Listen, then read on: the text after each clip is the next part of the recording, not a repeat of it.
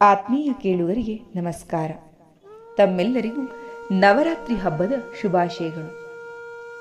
ಇಂದು ಶಕ್ತಿಯ 9ನೇ ರೂಪ ಸಿದ್ಧಿದಾತ್ರಿಯ ಕುರಿತು ತಿಳಿಯೋಣ.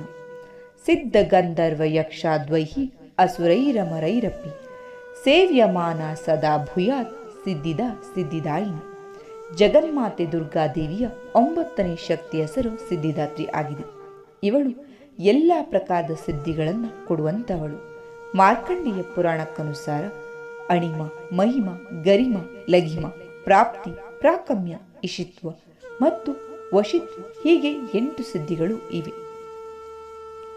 ಜಗಜ್ಜನನಿ ಸಿದ್ಧಿದಾತ್ರಿ ದೇವಿಯು ಭಕ್ತರಿಗೆ ಮತ್ತು ಸಾಧಕರಿಗೆ ಇವೆಲ್ಲ ಸಿದ್ಧಿಗಳನ್ನು ಕೊಡಲು ಸಮರ್ಥಳಾಗಿದ್ದಾಳೆ.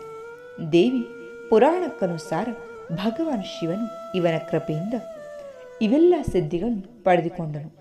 ಇವಳ ಅನುಕಂಪದಿಂದಲೇ ಭಗವಾನ್ ಶಿವ ಅರ್ಧ ಶರೀರವು ದೇವಿಯದಾಗಿತ್ತು. ಇದೇ ಕಾರಣದಿಂದ ಅವರು ಜಗತ್ತಿನಲ್ಲಿ ಅರ್ಧನಾರೀಶ್ವರ ಎಂಬ ಹೆಸರಿನಿಂದ ಪ್ರಸಿದ್ಧಿಯಾದ.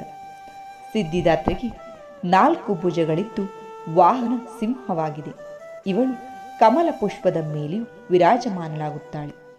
ಇವಳ ಕೆಳಗಿನ ಬಲಗೈಯಲ್ಲಿ ಚಕ್ರ, ಮೇಲಿನ ಕೈಯಲ್ಲಿ ಗದೆ ಇದೆ. ಎಡಗಡೆ ಕೆಳಗಿನ ಕೈಯಲ್ಲಿ ಶಂಖ ಮತ್ತು ಮೇಲಿನ ಕೈಯಲ್ಲಿ ಕಮಲ ಪುಷ್ಪವಿದೆ. ನವರಾತ್ರಿಯ 9ನೆಯ ದಿನ ಇವಳ ಉಪಾಸನೆ ಮಾಡಲಾಗುವುದು. ಈ ದಿನ ಶಾಸ್ತ್ರೀಯ ವಿಧಿವಿಧಾನಗಳಿಂದ ಪೂರ್ಣ ನಿಷ್ಠೆಯಿಂದ ಸಾಧನೆ ಮಾಡುವ ಸಾಧಕರಿಗೆ ಎಲ್ಲ ಸಿದ್ಧಿಗಳು ಪ್ರಾಪ್ತವಾಗುತ್ತವೆ. ಸೃಷ್ಟಿಯಲ್ಲಿ ಅವನಿಗಾಗಿ ಯಾವುದೂ ಅಗಮ್ಯವಾಗಿ ಉಳಿಯುವುದಿಲ್ಲ.